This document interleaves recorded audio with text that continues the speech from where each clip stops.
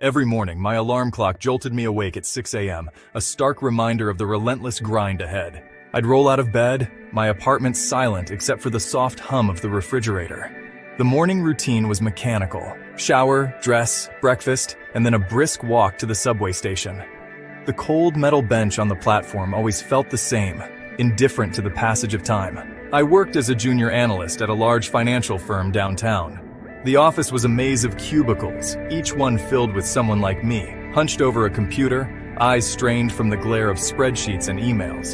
The walls were adorned with motivational posters, their words lost on us, drowned out by the constant clicking of keyboards and the murmur of phone calls. My desk was at the far end of the room, next to a window that offered a view of the neighboring building's brick wall. I'd often catch myself staring at it, imagining stories for the faceless people inside, their lives intertwining in ways mine never seemed to. Colleague.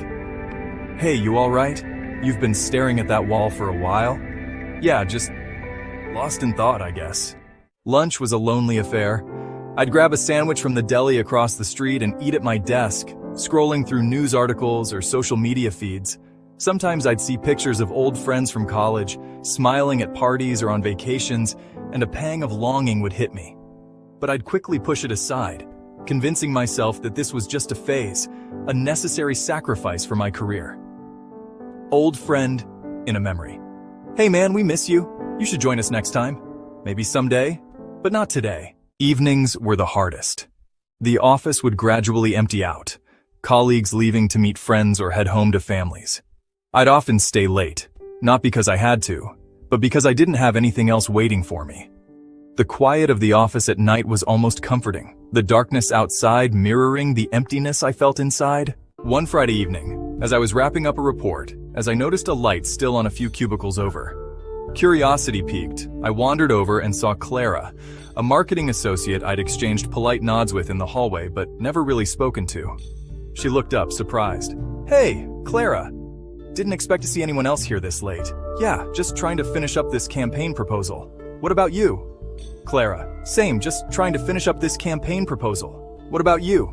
Same, I lied, not wanting to admit that I was just avoiding going home. Need any help? To my surprise, she accepted. We spent the next couple of hours working together, our conversation flowing easily between work and personal stories. She told me about her love for photography and her dream of traveling the world. I shared my passion for writing, something I hadn't mentioned to anyone in a long time. As the night wore on, we decided to call it a day. Walking out of the office together, the city lights casting a warm glow on the otherwise cold streets, I felt a flicker of something I hadn't felt in a long time.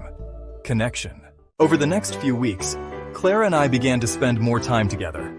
We'd grab lunch, sometimes venture out to new places after work, and talk about everything from our dreams to our fears. I introduced him to my group of friends, a lively bunch who welcomed him with open arms. Hey, it's great to finally meet you. Claire's told us so much about you. Slowly, the loneliness that had become so familiar started to dissipate. One evening, after a particularly stressful day, Clara and I sat on a park bench watching the sunset. She turned to me, a thoughtful look on her face. You know, it's important to find a balance.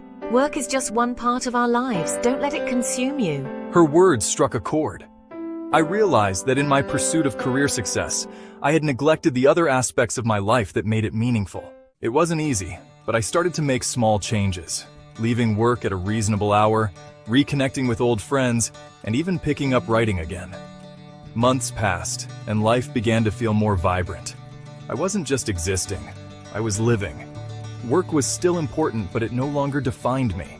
I found joy in the little moments, laughter with friends, the thrill of pursuing my passions, and the warmth of genuine human connection. So good to see you again. We missed you, man. Yeah, I missed this too. One morning, as I sat on that same metal bench at the subway station, I realized that the hum of the refrigerator in my apartment, once a symbol of my solitude, was now just background noise to a life filled with purpose and possibility. And for the first time in a long while, I felt truly at peace.